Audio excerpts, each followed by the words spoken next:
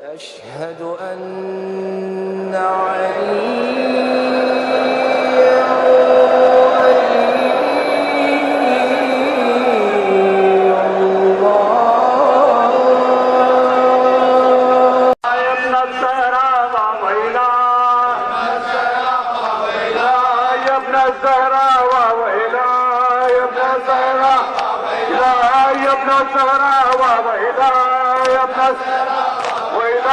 يا ابن الزهراء وإلهي مرحبا لا وإله لا حول ولا قوة إلا بالله العلي العظيم. أعوذ بالله من الشيطان الرجيم. بسم الله الرحمن الرحيم. الحمد لله رب العالمين ولا عقبة للمتقين والنار للملحدين والكافرين والمشركين. الصلاة والسلام على أشرف الأنبياء والمرسلين وخاتم النبيين حبيب إله العالمين شفيع المذنبين مولانا والكونين جد الحسن والحسين بالقاسم المصطفى محمد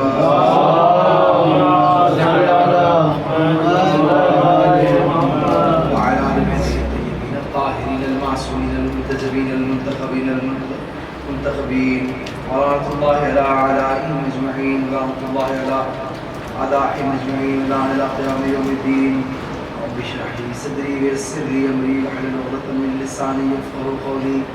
أما بعد فقد قال الله سبحانه وتعالى في محكم كتابه المجيد وهو أصدق الصادقين وقوله الحق. بسم الله الرحمن الرحيم. ولا تحسبن الذين قتلوا في سبيل الله أمواتا بل أحياء عند ربهم يرزقون. صلوات اللهم صل على محمد وآل محمد. أيضا محترم قابل عزت واجب الاحترام معزز محترم مکرم سامعین کرام، قرآن مجید کی ایک مشہور زمانہ آیت کی تلاوت کا شرف میں نے آپ کے سامنے حاصل کیا، جس میں اللہ تعالیٰ نے کچھ ذوات مقدسہ کے لیے، کچھ ہستیوں کے لیے ایسا اعلان کیا جو اعلان اس زمانے میں رہنے والوں کی عقلوں کو قبول کرنے کے لیے اتنا آسان نہیں تھا،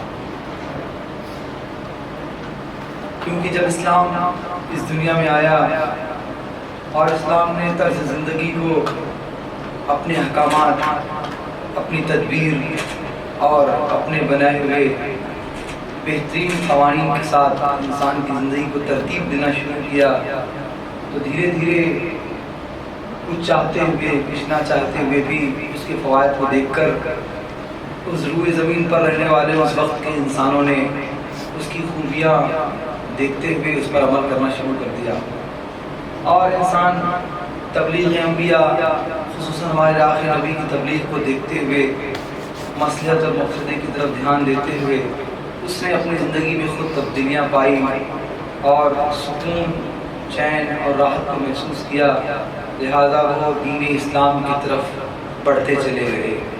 عزیزان محترم، اکثر تحقیق کے درمیان میں یہ محسوس کرتا ہوں کہ اصل شے جو چیز ہے وہ دین ہے، جس کی تبلیغ خود نبی بھی کر رہا تھا، جس کی تبلیغ خود امام بھی کر رہا تھا۔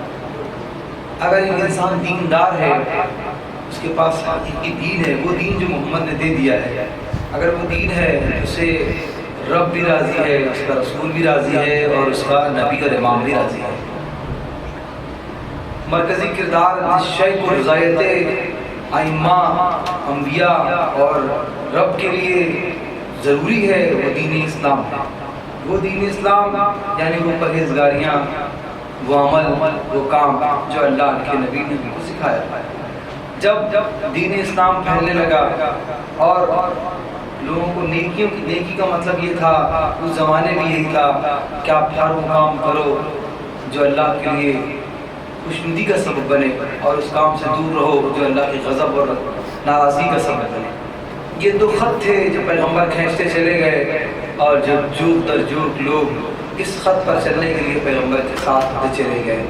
جب اس نے نیکیوں کا حکم دیا کہ ماں باپ کی عزت کرو، تو لوگوں نے شروع کر دیا کہ بڑے اپنے اطراف میں رہنے والے انسانی حقوق کو پورا کرو.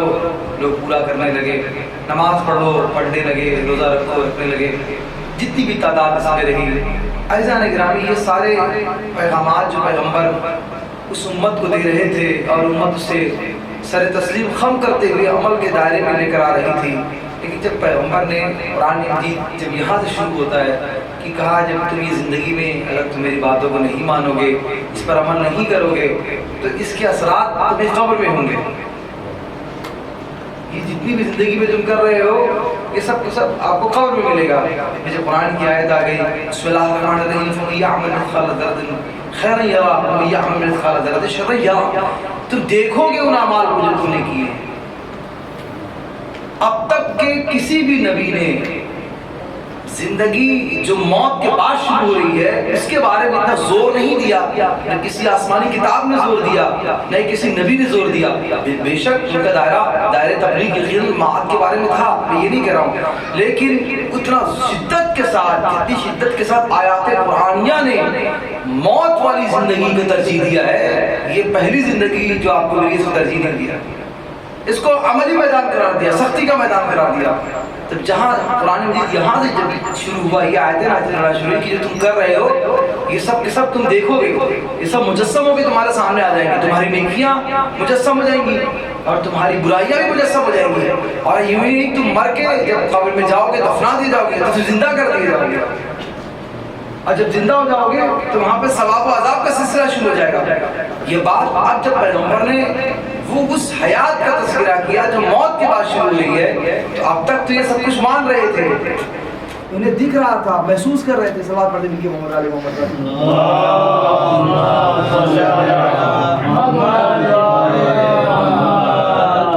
اب تک جتنے پیغامات اسلام تھے وہ انہیں قبول کر رہے تھے, اس میں ان کی بھلائی دکھ رہی تھی, محسوس کر سکتے تھے وہ کہ کیسے پڑوسیوں کا خیال رکھنا چاہیے, کیسے اپنے ماں باپ کا خیال رکھنا چاہیے, کیسے اپنے بھائیوں کا خیال رکھنا چاہیے, کیسے اپنے دیندار بھائیوں کا خیال رکھنا چاہیے, کہاں صلح کرنا چاہیے, کہاں جنگ کرنا چاہیے, عبادت کیسے کرنا چاہیے. سب کچھ ان کے سامنے تھا اور ان کو وہ سکون مل رہا تھا, ان کو فوائد دکھ رہے تھے, ان کو وہ ثمرات حاصل ہو رہے تھے. لہٰذا انہوں نے پیغمبر کی بات کو قبول کرنا شروع کر دیا. اس کا دین اچھا ہے, اس کی باتیں اچھی ہیں, اس کی گفتگو اچھی ہے, اسے سماج سدھر رہا ہے, اسے انسانیت بدل رہی ہے. لہٰذا دھیرے دھیرے کر کے لوگ اس پر عمل تو کر رہے تھے. لیکن جب پیغمبر نے محشر کا میدان پیش کیا, جنت پیش کیا, جہنم پیش کیا, برزخ پیش کیا, قبر پیش کیا, اب آخر ان کی یہاں سے حیران ہونا شروع ہو گئی. یہ کیسا ہے, انسان مر کے زندہ کیسے ہو سکتا ہے؟ ہم نے تو آج تک کسی کو مرا ہوا ہونے کے بعد زندہ ہوتے ہوئے نہیں دیکھا. ہماری آنکھوں نے تو کسی مردہ کو زندہ ہوتے ہوئے نہیں دیکھا. جو زمین کے اندر چلا گیا وہ ختم ہو گیا, اور کہتے ہیں کہ زمین ایک ایسا گھر ہے مرنے کے بعد جس کے اندر جانے کے بعد کوئی واپس نہیں آتا. جو چلا گیا وہ چلا گیا. ہم نے تو نہیں دیکھا. پیغمبر نے کہا نہیں, تم جتنے بھی اعمال کر رہے ہو یہ سب کے سب اعمال تمہاری اس روح کے نکل جانے کے بعد تمہیں مجسم دکھائی دینے لگیں گے, تم انہیں دیکھو گے, محسوس کرو گے. اس مقدمات کو بہت تیزی کے ساتھ خلاصہ کرتے ہوئے اپنی منزل کی طرف بڑھ جاؤں گا. پیغمبر نے جب یہ سارے پیغامات جو اب قبر سے آپ اگر 21ویں پارے سے لے کر 27ویں پارے تک دیکھیں گے تو زیادہ تر بات جو ہے کو قیامت کی ہے, محشر کی ہے, جنت کی ہے, جہنم کی ہے. انسان جو بھی عمل کر رہا ہے اس کے نتائج کیا ہوں گے, کیسا وہ دکھے گا, کیسا اسے پائے گا. جب وہاں سے قرآن شروع ہوتا ہے تو سب پریشان ہو گئے جو امتی کو ماننے کو تیار نہیں ہے, اس لیے کہ سوائے پیغمبر اور ائمہ کے نہ کوئی بات سمجھ سکتا ہے, نہ اسے دیکھ سکتا ہے, نہ محسوس کر سکتا ہے. اور کوئی ایسا بھی نہیں ہے جو بات دیکھ کر آیا ہو اور بتا دے کیسی ہے. بات کو چھوڑ دو, محشر کو چھوڑ دو, کوئی قبر دیکھ کر نہیں آیا. صلوات پڑھتے لکھیے محمد علیہ محمد.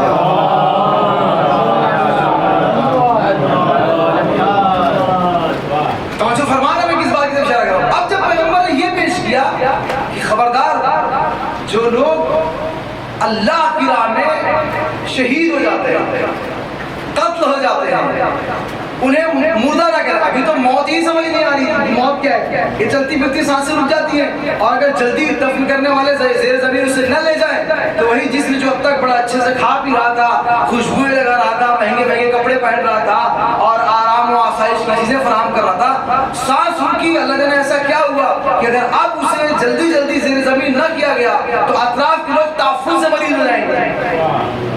یہ جو موت کا کانسیپٹ تھا, موت کا جو طریقہ تھا, کسی کو سمجھ آتا. حتیٰ کہ زمانہ انبیاء میں اس سے پہلے ہمارے پیغمبر کے اس سے پہلے جتنے بھی نبی نہیں. موت ایک ایسا معمہ ہے جو کبھی بھی انسان آسانی سے نہیں سمجھ سکا. آج بھی مذہب حقہ کے علاوہ پوری دنیا میں جتنے بھی مذاہب پائے جاتے ہیں ان کے لیے موت کا سمجھنا اتنا آسان نہیں ہے. وہ یہ تو دہلیز آل محمد کا کرم ہے کہ ہم زندگی سے زیادہ حسین موت کو مانتے ہیں. ہمارے یہاں لطیف شے اور بہترین چیز موت ہے. اور یہ میں خطابت کے جھولے نہیں کہہ رہا ہوں بلکہ لشکر حسینی نے اس چیز کو ثابت کیا. تم جس موت سے ڈرتے ہو ہم اس موت کو شہد سے زیادہ میٹھا سمجھتے ہیں. صلوات پڑھنے لگے محمد آل محمد.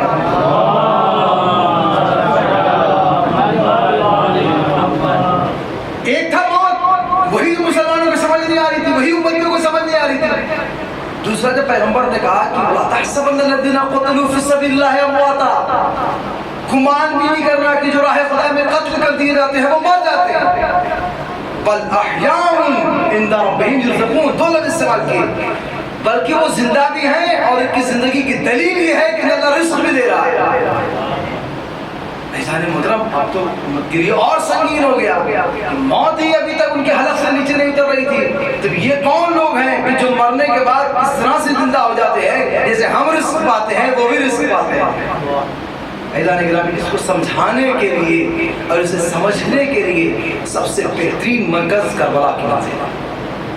جو آج کی تاریخ یہاں سے لے کر 40 امام حسین جو منایا جائے گا وہاں تک کی تاریخ جو اہل حرم کا سفر ہے انہوں نے یہی سمجھایا تھا.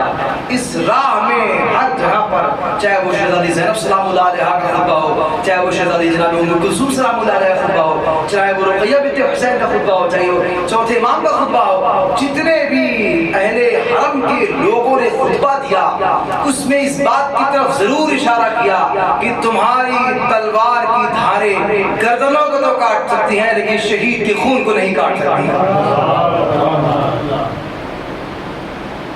تمہارے ظاہری اقتدار انسان کی روحوں کو تو جبرن نکال سکتے ہیں لیکن ان کے پیغامات کو کبھی موت کے گھاٹ نہیں اتار سکتے. حق کبھی بھی باطل کے نیچے آ کر نہیں دب سکتا. اور ایزان محترم, جس انقلاب کے لیے اب میں 2 منزل کی طرف اشارہ کروں گا جس کے ہاتھ میں پرچم لشکر حسینی ہے, اس کی منزل کو سمجھیے کہ محمد حنفیہ کے سوال کا جواب یہاں ملے گا کہ جب مکے سے نکلتے محمد حنفیہ نے کہا تھا مولا کہاں جا رہے ہو؟ کہا میں کوفے کی طرف جا رہا ہوں. امام نے کہا محمد حنفیہ نے امام سے کہا کوفے کی طرف کیوں جانا چاہتے ہیں؟ کوفے کے حالات خراب ہو چکے ہیں, آپ کے قتل کا پیغام جاری ہو چکا ہے, لہٰذا آپ اس راستے کو ترک کر کے روم کی طرف چلے جائیں, کسی اور شہر کی طرف چلے جائیں. امام نے کہا نہیں میں کوفے کی طرف جانا چاہتا ہوں. کہا آپ کوفے جاؤ گے آپ مارے جاؤ گے. امام نے کہا کہ اگر میرے خون سے ہی اسلام کی بقا ہے تو حسین کو خون دینے کے لیے تیار ہے.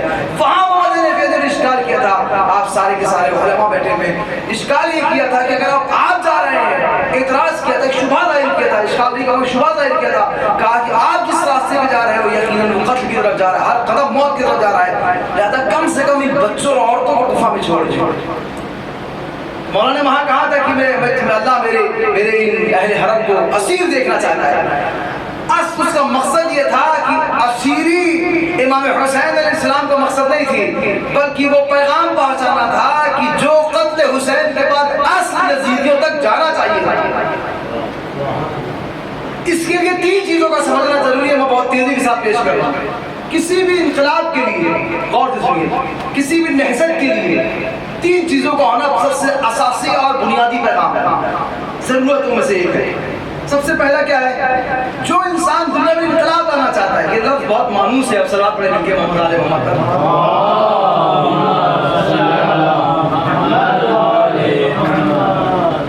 میں بہت تیزی کے ساتھ اشارے کروں گا, تفصیل کسی بھی چیز کی بیان کرنے دوں. دنیا میں کوئی بھی انقلاب جب آتا ہے تو اس کے لیے 3 اساسی چیزوں کا ہونا بہت ضروری ہے.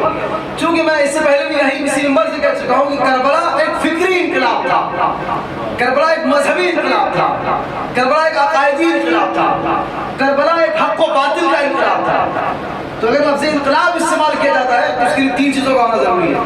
سب سے پہلا کہ جو انقلاب لانا چاہ رہا ہے اس کے بعد لشکر ہونا چاہیے, اس کے بعد لوگ ہونے چاہیے, افراد ہونے چاہیے. کوئی بھی انقلاب لانے والا اگر اس کے پاس لشکر نہیں ہے, اس کے پاس لوگ نہیں ہے, اجتماع نہیں ہے, تو وہ گھر میں بیٹھ کے کبھی بھی انقلاب نہیں لا سکتا. تنہا کوئی بھی انسان دنیا میں کسی بھی انقلاب کی تاریخ پڑھی, جو بھی تاریخ میں گزری ہے, چاہے وہ مذہبی ہو چاہے غیر مذہبی ہو, اگر انقلاب آیا ہے تو شرط اول یہ ہے کہ اس کے بعد لوگ ہونے چاہیے. کے بلبوتے پر اس کی طاقت سے وہ انقلاب لے کر آ جاتا ہے۔ دوسری چیز یہ ہے انقلاب کے لیے مقصد کا ہونا ضروری ہے کہ وہ انسان جس کے پاس فوج ہے، شرط اول مکمل ہے، وہ انقلاب کیوں لانا چاہتا ہے، کیا کرے گا وہ انقلاب لا کے، کیا تبدیلی کرے گا یا کس چیز کو بدلنا چاہتا ہے۔ لہذا شرط دوم انقلاب کے لیے ہے کہ مقصد انقلاب واضح ہونا چاہیے کہ کیوں یہ انقلاب لایا جا رہا ہے، کیوں یہ لشکر تیار ہو رہا ہے، کیوں یہ شخص اٹھا ہوا ہے اور کہہ رہا ہے کہ میں اس چیز کو بدل دوں گا۔ اور انقلاب کی تیسری سب سے اہم شرط یہ ہے نشر و اشاعت، کہ اگر وہ انقلاب آ گیا، لشکر بھی ہے، مقصد بھی ہے، تو وہ انقلاب کیوں لایا گیا یہ بتانے والے زمانے میں ہونے چاہیے۔ میں بہت تیزی کے ساتھ ذکر کر رہا ہوں اور اسی میں مجلس کو تمام کر دوں گا، اور کتابیں بھری پڑی ہیں، چاہے وہ مدینے سے مدینے تک لے لیں، معالی ستین لے لیں، سفر جناب زینب سلام اللہ علیہ، اردو میں بھی کتابیں موجود ہیں، آپ تیزی سے پڑھیے گا تو آپ کو وہاں پہ سارے مناظر دکھتے چلے جائیں گے کہ مقصد کسی بھی انقلاب کی جو تیسری شرط ہے، اگر اس کے بعد لشکر ہو، مقصد ہو اور نشر و اشاعت کرنے والے نہ ہو تو انقلاب ہوگا تو برپا تو ہوگا، وجود میں آئے گا تو، لیکن اس کی مدت زیادہ طولانی نہیں ہوگی۔ ایک زمانے میں انقلاب آیا، لشکر بھی تھا، فوج بھی تھا، وہ شخص جو انقلاب لا رہا تھا بہت مضبوط بھی تھا اور وہ مقصد کے ساتھ انقلاب کو لائے گا، لیکن اگر نشر و اشاعت کرنے والے مضبوط نہیں ہوئے تو کبھی بھی اس انقلاب کا حقیقی مطلب اور اس کے ساتھ اٹھنے والوں کے چہرے ان کی شناخت زمانے تک نہیں پہنچائی جا سکتی۔ اور اگر اس زمانے کے لوگوں نے پہنچا بھی دیا تو جتنے ہی مبلغین کم پڑھتے جائیں گے انقلاب خود بخود ختم ہوتا چلا جائے گا۔ نشر و اشاعت کرنے والے جتنے مضبوط اور زیادہ ہوں گے اور زمانے کے اعتبار سے بڑھتے چلے جائیں گے، وہ انقلاب اتنی چاشنی اور روشنی کے ساتھ دنیا میں پھیلتا چلا جائے گا۔ عزیزان محترم، محمد حنفیہ کے اس شبہے کا جواب امام حسین علیہ السلام اس انداز سے دیا کہ اب میں جملے کو بدل کے یہاں سے حساس جملے کا استعمال کر رہا ہوں۔ امام حسین علیہ السلام کی اگر آپ تاریخ پڑھیں گے تو امام حسین علیہ السلام کے پاس لشکر ہے، مقصد ہے، نشر و اشاعت کرنے والوں کی تاریخ لگے گا، اور دنیا میں کسی نے بھی ایسا انقلاب نہیں لایا جس میں 90 برس کا بوڑھا بھی ہو اور 6 ماہ کا بچہ بھی ہو۔ چاہیے پڑھیے تاریخ انقلاب، جتنے بھی نہضت اسلامی ہیں چاہے غیر اسلامی ہیں، تاریخ بشریت میں جتنے بھی نہضت کا انعقاد ہوا ہے اس میں لشکر کبھی بھی ایسا تیار نہیں ہوا جہاں چھوٹے چھوٹے بچے ہوں اور بچیاں ہوں۔ وہاں فوج ہوتی ہے، مفکرین ہوتے ہیں، بڑے بڑے تدبیر دینے والے ہوتے ہیں کہ انقلاب میں اگر یہ ہو گیا تو کیا ہوگا، اگر یہ شبہات آئے تو کیا ہوگا، اس طرح سے لوگوں نے اس کو پیش کیا تو کیا ہوگا۔ لیکن امام حسین علیہ السلام نے جس انقلاب کو پیش کیا بڑی عجیب انداز سے لشکر کو تیار کیا، جتنے مرد رکھے اس سے زیادہ اس لشکر میں عورتیں، اس سے زیادہ اس میں بوڑھے بچے ہیں، اور سارے بہادر، سارے مدبر، سارے تدبیر کرنے والے ظاہری جو لشکر حسینی کے، وہ سب کے سب سال 61 ہجری 10 محرم کو خاک کربلا پہ سو گئے۔ ایک شخص بچا جس کے پاس امامت ہے لیکن اس حالت میں نہیں ہے کسی کو تبلیغ کرے، کسی کو بتا سکے۔ اللہ نے مصلحت الہی کے تحت اسے مریض کر دیا، بیمار کر دیا۔ پھر ایسا نے کیا ہوا، آج 1400 سال کے بعد سارے انقلاب حسینی کے آگے پھیکے نظر آتے ہیں۔ پوری دنیا کی طاقتیں اگر انقلاب لاتی ہے، ہر انقلاب شبہات سے بھر جاتا ہے، ہر انقلاب اعتراضات سے بھر جاتا ہے، کہیں مصلحت خاصہ نظر آتی ہے، مفاد خاصہ نظر آتا ہے، شخصی نظریات دکھنے لگتے ہیں، لیکن ایک واحد انقلاب ہے۔ اتنے سالوں کے بعد بھی جب بھی سنو تو لگتا ہے کہ ہم پیچھے رہ گئے، وہ بوڑھے اور بچے آگے نکل گئے۔ کیا ہوا ایسا کہ وہ انقلاب ایسا زندہ ہے کہ جب محرم کا چاند نکلتا ہے تو اس انقلاب حسینی کے ساتھ ساتھ ہمارے دل، ہمارے دماغ معموم ہو جاتے ہیں۔ عزیزان گرامی، انقلاب کی تیسری شرط جو تھی جسے نشر و اشاعت کہتے ہیں، وہ شہزادی زینب سلام اللہ علیہا نے کی تھی۔ واقعات کربلا کی نشر و اشاعت میں سب سے بڑا جس کا کردار ہے وہ کردار علی کی بڑی بیٹی جناب زینب سلام اللہ علیہا۔ اب میں یوں ہی نہیں کر رہا ہوں، اب تو جملے کہوں گا، میں اس کو مکمل کر رہا ہوں۔ اہل حرم کا یہ قافلہ اسیر ہو کر، سنیں غور سے، جب کوفہ میں داخل ہوا ایک شخص آیا، آ کر شہزادی کو طنز کرنے لگا، اس نے کہا تمہارے ساتھ اچھا ہوا، چونکہ یہ کوفہ میں داخل ہونے سے پہلے اعلان ہو گیا تھا کہ جو لوگ باقی ہو کر حکومت وقت کے خلاف آ رہے تھے ہم نے انہیں ایک نینوا کے میدان میں روک کے وہیں قتل کر دیا، لہٰذا حکومت دوام پائے گی، حکومت پائیدار ہو جائے گی اور باقی رہے گی، اب اس حکومت کو کوئی نہیں ہلا سکتا، اور اگر تمہیں دیکھنا ہے کہ ہم نے انہیں مار دیا ہے تو کل صبح یعنی جسے 11 محرم کہتے ہیں، ہم نے 12 محرم کی مجلس رکھی ہوئی ہے، 11 محرم کی صبح کو اہل حرم نکلے تھے اور 11 محرم کی شام میں کوفہ پہنچ گئے تھے، پر روایت معتبر تاریخ کہتی ہے کہ اسی اسنا میں جب وہاں سے اسیر ہو کے اہل حرم لائے جا رہے تھے تو پورے کوفے میں اعلان ہو گیا کہ اچھے کپڑے پہن لو، شہر سجا دو، اور جس کو جو ہو سکے خوشی کے سامان لے کر باہر نکلے اور پورے شہر کو سجا دیا گیا، یہ کہہ کے بلایا گیا کہ آؤ ہم نے باقی کو قتل کر دیا، حکومت باقی رہے گی اور کوئی کسی کو پریشان نہیں کرے گا۔ تاریخ کہتی ہے ایسے ماحول میں جہاں پورا کوفہ، یہ کوفہ جو آپ کے سامنے ہے، پورا کوفہ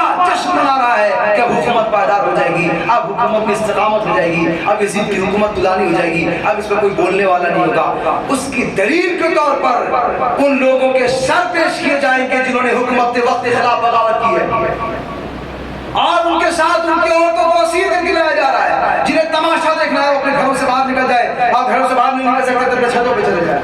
یہی ہوا بہت عجیب منزل ہے، شام کے وقت جا کے پڑھیے گا مختلف کی کتابوں میں، شام کا وقت ہو رہا تھا، مغرب کے بعد شبر کا لشکر سرحائے مقدس کو لے کر باب کوفہ پر پہنچا، باب کوفہ پر پہنچا تو کوفے کا دروازہ بند ہو چکا تھا، کیونکہ شہر جو لوگ یہاں شہر حیدرآباد کے جنہوں نے سلطنتیں دیکھی ہے پڑھی ہیں وہ جانتے ہیں کہ جب بھی حالات جہاں جو شہر بادشاہت کے اعتبار سے ہوتے تھے وہاں پہ جب بھی حالات خراب ہو جاتا شہر کے بڑے بڑے دروازے ہوتے تھے وہ بند ہو جاتے تھے، کوفہ بھی اس زمانے میں چونکہ مملکت تھا لہذا وہ دروازے کوفے کے بند ہو گئے، اہل حرم کا لٹا ہوا قافلہ 11 محرم کو، آج یہ جتنے یہاں بیٹھے ہیں اس چیز کو محسوس کر سکتے ہیں، دنیا میں آپ سے بہتر کوئی محسوس بھی نہیں کر سکتا، آج بھی ہم جب مسجد سہلا سے کربلا پیدل جاتے ہیں، ہم جوان ہیں، کھاتے پیتے بھی اگر پیدل چل کے جاتے ہیں تو کم از کم حد اقل ہم 2 دن لگتا ہے ہمیں کربلا پہنچنے میں، ہے نا؟ حساس جملہ کہوں گا جسے آپ تحمل کر سکیں، آج اس ترقی یافتہ زمانے میں آسائشوں کے ساتھ آرام کرتے ہوئے نہ کبھی پیاس پانی کی کمی پڑتی ہے نہ کبھی کھانے کی پڑتی ہے، پھر بھی آپ کو کربلا پہنچنے میں 2 دن لگ جاتے ہیں، اہل حرم کو صبح اسیر کر کے لایا گیا ہے، شام کے وقت کے باب کربلا ہوتے ہیں۔ میں نے جملے کو پیش کر دیا، آپ نے سن لیا، اذان محترم تاریخ کے جملے ہیں کہ شمر نے نوک نیزہ پہ سر اٹھانے والوں سے کہا کہ جتنے بھی سروں کو تم نے اٹھایا ہوا، جتنے بھی بے کجاوا اونٹ ہے انہیں آہستہ نہ چلانے سے دوڑاتے ہوئے کوفے کی طرف لے کے چلو جس سے کہ ہمیں جلدی انعام ملا۔ اور میں پھر اس جملے کی تکرار کر رہا ہوں، آپ نے جتنے یہاں بیٹھے ہوئے ان سب نے وہ راستہ طے کیا ہے جس راستے میں ایک طولانی مدت تک، ایک طویل سفر تک پانی ہمارے ساتھ چلتا ہے۔ اطمینان سے پڑھوں گا، مجھے تھوڑی سی اجازت دے دیں، میں نے اس لیے فضائل کو مختصر کیا۔ ہمارے ساتھ ساتھ پانی چلتا ہے، تقریباً اگر ہم اپنے راستے کو آگے چل کر نہ بدلیں تو کم سے کم 20 سے 25 کلومیٹر تک پانی ہمارے ساتھ چلتا ہے۔ آپ کو بتاؤں اس بار جب ہم شعبان کی مشی کر رہے تھے تو ہم راستہ تھوڑی دیر کے لیے بھٹک گئے، تو کہا کہ موبائل میں دیکھ لو کہ شاید کس طرف سے فرات شروع ہوتی ہو، تو اس نے میرے ساتھ چلنے والے نے کہا کہ بھائی فرات دیکھنے کی ضرورت نہیں ہے، تمہیں پتہ نہیں کہ جب فرات کی طرف بڑھیں گے تو ہم کو وہاں سے پانی کی خوشبو آنے لگتی ہے، وہاں ہری گھاسوں کی خوشبو آتی ہے، خنک محسوس ہوتی ہے، لہذا سمجھ آ جائے گی کہ فرات کس طرف ہے۔ عزیزان گرامی، اہل حرم کا لٹا ہوا قافلہ جس راستے سے آیا تھا وہ پورا راستہ پانی کے قریب سے گزرتا تھا، یہ ملعون شبر منحوس کی یہ مصلحت تھی، وہ جانتا تھا یہ 3 دن کے بھوکے پیاسے اسیران حرم کا قافلہ کہ ہم انہیں عام راستوں سے نہیں گزاریں گے، ہم انہیں اس راستے سے گزاریں گے جہاں ٹھنڈی ہوائیں ان کے جسم کو چھوئیں گے۔ اللہ اکبر۔ باب کوفہ میں 11 محرم کی شام میں آ کر قافلہ روک دیا گیا، وہاں کے دربار نے کہا کوفہ بند ہو چکا ہے، کوئی کوفہ میں داخل نہیں ہو سکتا۔ انقلاب حسینی کی سب سے بڑی مرکزی کردار جس ذات کا نام لینے جا رہا ہوں عزیزان گرامی، اس کی منزل کو پہچانیے گا۔ امام حسین علیہ السلام کو فرش عزا تک انسانوں کی فکروں میں لانے والی ذات کا نام زینب ہے۔ کیسے ہے سنیے، باب کوفہ پہ آگے قافلہ رک گیا، شام ہو گئی، اعلان ہو گیا کہ کوفہ بند ہو چکا ہے، کل صبح کوفہ میں داخلہ ہوگا۔ تاریخ کہتی ہے کہ شام میں تھکے ہوئے، ایک دن میں کربلا سے کوفہ آئے ہوئے بچے، ایک دن میں بے کجاوا اونٹوں اوپر بیٹھی ہوئی عورتیں سیدانیاں باب کوفہ پر روک دی گئی. تاریخ کہتی ہے کہ سارے جو ملعون کے لشکری تھے وہ زمین پر بیٹھ گئے. انہوں نے دسترخوان بچھایا, بھوکے اور پیاسے بچوں کے سامنے اچھے اچھے قسم کے کھانے کھولے اور کھانا شروع کر دیا. میں نے روایت اپنی آنکھوں سے پڑھی, آپ کے سامنے پیش کر رہا ہوں. باب کوفہ کی ایک منزل پڑھ کے شہیدوں کا تذکرہ کر گفتگو کو تمام کر دوں گا. تاریخ کہتی ہے کہ ایک دو چار چھوٹے بچے اٹھے اور جناب فضا کے پاس آئے. کہنے لگے اماں فضا, ہمیں کچھ اچھے کھانے کی خوشبو آ رہی ہے, آپ کنیز ہیں, آپ نے اس گھر کی خدمت کی ہے, ہماری ہمت تو نہیں ہے کہ ہم جا کے زینب سے کہیں کہ اے بی بی ہمیں بھوک لگی ہے, کھانا دے دو. چھوٹے چھوٹے بچے تھے نا. جناب فضا کے پاس کہتے ہیں فضا بی بی جاؤ, شاید انہیں کچھ رحم آ جائے, اپنے لیے نہ صحیح ہمارے لیے ان فوجیوں سے تھوڑا کھانا مانگ لو, ہمیں راحت آ جائے گی. عزیزان محترم, اگر پیاسا انسان پیاسا رہے, بھوکا بھوکا رہے, اپنی بھوک کو برداشت کر لے جاتا ہے, لیکن اگر پیاسے کو پانی دکھا دیا جائے, بھوکے کو کھانا دکھا دیا جائے, اب اس کا برداشت سخت ہو جاتا ہے. تاریخ کہتی ہے کہ جناب فضا نے ایک مرتبہ دیکھا بچوں کی طرح کا, بچوں جنہوں نے تمہارے بابا حسین کو پانی نہیں دیا, جس نے تمہارے لشکریوں کو پانی نہیں دیا, جس نے فرات پہ عباس کو پانی نہیں دیا, وہ تمہیں کیا پانی اور کھانا دیں گے. تاریخ کہتی ہے جناب فضا کو اللہ نے 3 طاقتیں رسول کی زبان سے دیا تھا. کہا فضا جب بھی تم یہ کرو گی اللہ اسے پورا کر دے گا. اب بی بی نے ان بچوں کی تسلی کے لیے فوجیوں کے پاس آئی, ہاتھوں کو جوڑ کے کہتی ہے کہ تم اتنے اچھے اچھے کھانے ان بھوکے بچوں کے سامنے تو نہ کھاؤ, یا پردہ کر لو یا دور ہٹ جاؤ. تمہارے کھانے کی اچھی خوشبو ہمارے چھوٹے چھوٹے بچوں کو پریشان کر رہی ہے. اگر اتنا رحم کر سکتے ہو عزیزان گرامی, غربت اہل حرم دیکھیے گا. جناب فضا نے ہاتھوں کو جوڑ کے کہا ہم تو تم سے کھانا نہیں مانگتے, ایک لقمہ اپنے ہاتھ سے ان بچوں کو کھلا دو, اللہ تمہارا بھلا کرے گا. تاریخ کہتی ہے انہوں نے کھانا تو نہ دیا, ایک شقی اٹھا کہ تمہیں کھانا چاہیے, بچوں کو تماچے مارنا شروع کر دیا کہ کھانے کی خوشبو ہی مل سکتی ہے, تمہیں کھانا نہیں مل سکتا. فضا نے ہاتھوں کو بلند کے مارے رہا, تیرے نبی نے میرے لیے 3 دعائیں کی تھی, اس کا ایک اختیار میں استعمال کرتی ہوں, ان بچوں کے لیے آسمان سے کھانا بھیج.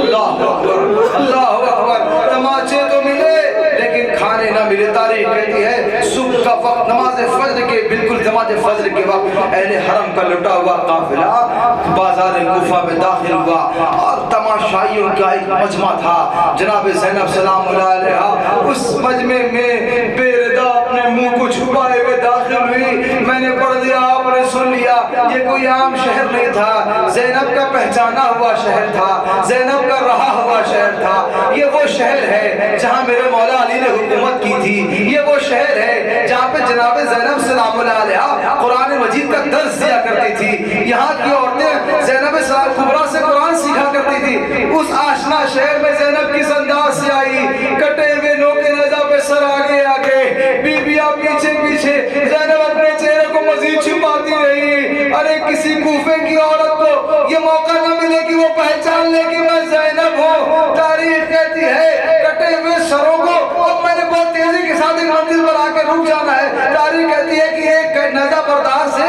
ایک چھوٹا بچہ کوفے میں گفتگو کر رہا تھا, ایک بیمار اس گفتگو کو سن رہا تھا. معلوم ہے گفتگو کیا کر رہا تھا, وہ کہہ رہا تھا یہ بتا یہ تیرے ہاتھ میں جو کٹا ہوا سر ہے اسے پہچانتا ہے. اس نے کہا ہاں میں پہچانتا ہوں. کہا کس کا سر ہے, کہا حبیب ابن مظاہر کا سر ہے. کہا تجھے پتا ہے حبیب ابن مظاہر کوئی بیٹا بھی تھا, کہا مجھے نہیں پتا. کہا یہ میرے بابا کا سر ہے, میں حبیب کا بیٹا ہوں, یہ سر مجھے دے دے. تاریخ کہتی ہے کہ اس بیمار نے جیسے ہی سنا ایک چھوٹا بچہ اس نیزہ بردار سے گفتگو کر رہا ہے, مجھے میرے بابا کا سر دے دے. ایک مرتبہ اس ضعیف نے, اس بیمار نے, اس اسیر نے اس بچے کی طرف اشارہ کیا, کہا میرے لال میرے قریب آؤ, کیا مانگ رہے ہو, کہا آپ کو پتا یہ میرے بابا حبیب ابن مظاہر کا سر ہے. تاریخ کا جملہ ہے, بڑا حساس جملہ, رونے والوں اس جملے کا استعمال کرے گا. کہتے ہیں کہ اس بیمار نے اپنی پوری کوشش سے اس بچے سے کہا کہ میرے سینے سے لگ جاؤ پہلے, پھر تمہیں تمہارے بابا کے سر کی بات کروں گا. اس نے کہا کیوں, کہا تمہیں نہیں پتا جس کا بابا مارا جائے اسے پرسے کے لیے سینے سے لگایا جاتا ہے. حبیب کے بیٹے آمد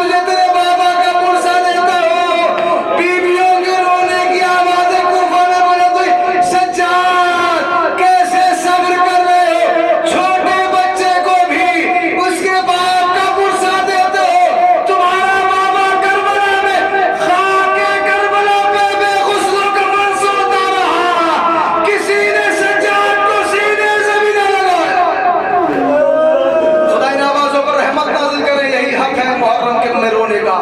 تاریخ کہتی ہے کہ اب یہاں پر اہل حرم کا لٹا ہوا قافلہ کوفے میں داخل ہو گیا۔ وہاں بنی اسد کے لوگوں نے بیل سے اور لوہے اٹھا لیے، آؤ حسین سے اپنا وعدہ پورا کرتے ہیں، حسین کی وصیت پر عمل کرتے ہیں۔ مرد نکلے اپنے اثاثے کو لے کر تاکہ زمین کے لیے قبر کو آمادہ کر سکے، تاریخ شہیدوں کے لیے قبر کے لیے قبر کا آمادہ کر سکے۔ تاریخ کہتے مرد نکلے، انہیں محسوس ہوا جیسے ان کے پیچھے پیچھے عورتیں بھی آ رہی ہیں۔ وہ پلٹے اور کہنے لگے تمہیں نہیں پتا کہ کوفے کے حالات ابھی خراب ہیں، اتنی بڑی داستان ہوئی ہے، سارے کے سارے شہید ہو گئے ہیں، تم نہ نکلو۔ انہوں نے کہا کہ تمہیں کیا پتا کہ جس وعدے کے تحت تم جا رہے ہو وہ وعدہ حسین ابن علی نے ہم سے بھی کیا تھا، وہ وصیت حسین نے ہم سے بھی کیا تھا۔ کہا اچھا دبے پاؤں چلو، کسی کو پتا نہیں چلنا چاہیے۔ یہی 12 محرم کی تاریخ ہے، رونے والوں عجیب کیفیت ہے، مجھے نہیں پتا ہم اسے کیسے پڑھتے ہیں، ہم اسے کیسے سنتے ہیں، بس مقتل آپ کے ذہنوں میں رہے۔ تاریخ کہتے ہیں کہ عورتیں اور مرد جب چلنے لگے انہیں محسوس ہوا جیسے ان کے ساتھ چھوٹے چھوٹے بچے بھی آ رہے ہیں۔ جب پلٹے تو کیا دیکھا، ان کے چھوٹے چھوٹے بچے بھی آ رہے تھے۔ انہوں نے اپنے بچوں کو بہت پیار سے سمجھایا، کہنے لگے کہ اے بیٹو اے بچوں گھر میں واپس چلے جاؤ، اس لیے کہ ہم جس جگہ پر جا رہے ہیں وہاں کٹی کٹی لاش کے ٹکڑے پڑے ہوئے ہیں، وہاں سر بریدہ لاشیں پڑی ہوئی ہیں، ہم انہیں دفن کرنے جا رہے ہیں۔ بچوں نے کہا جس وصیت کے تحت تم لوگ جا رہے ہو وہ زہرا کے لال نے صرف تم سے وصیتیں نہیں کی تھی، وہ وصیتیں ہم سے بھی کی تھی۔ تاریخ کہتی ہے بنی اسد کے مرد، بنی اسد کی عورتیں، بنی اسد کے بچے میدان کربلا کی طرف بڑھے اپنے وعدے کو پورا کرنے کے لیے۔ اب جب وہ مقتل میں پہنچے تو دنیا کا دستور ہے لاشوں کی پہچان ان کے سروں سے ہوتی ہے، لیکن بنی اسد کے لوگوں نے اپنے اسلحے زمین پر ڈال دیے۔ یہ کہتے ہیں مولا کیسی غربت ہے، ارے ہم کیسے پہچانے کہ کس کا لاشا کہاں دفن کرنا ہے، کس کی میت کون سی ہے، نہ بدن پہ سر ہے نہ ان کے کپڑے سلامت ہیں جنہوں نے پہچان سکو۔ تاریخ میتوں کے درمیان ابھی بنی اسد پیچھے آؤ میں تمہیں بتاتا ہوں کس کا لاشا کون سا ہے۔ تاریخ کہتی ہے کہ بنی اسد کے لوگ خاموشی کے ساتھ اس قیدی کے پیچھے پیچھے چلتے چلے گئے۔ ایک مرتبہ اس نے حکم دیا ایک بڑا سا گڑھا کھودا جائے، میں بتاتا چلا جاؤں گا، سب کی میتوں کو اس گڑھے میں ڈالتے چلے جانا، رونے والے بڑی عجیب کیفیت کے ساتھ مجلس کو مکمل کروں گا۔ تاریخ کہتی ہے کہ ایک ایک کی شناخت کرتا چلا گیا، کہ یہ جو ابا کے دامن میں ٹکڑے پڑے ہوئے ہیں یہ میرے قاسم کا لاشا ہے، اسے گنج شہیدہ میں ڈال دو، یہ ہود کا لاشا ہے، یہ جون کا لاشا ہے، یہ حبیب ابن مظاہر کا لاشا ہے۔ ایک ایک کی شناخت کرتا چلا گیا۔ اب تاریخ کے فقرے ہیں، ایک ننھی سی قبر تیار کی گئی، وہاں لاش کے کچھ ٹکڑے پڑے تھے، اس نے سر کو اٹھایا، بنی اسد کے لوگوں تم کوئی جگہ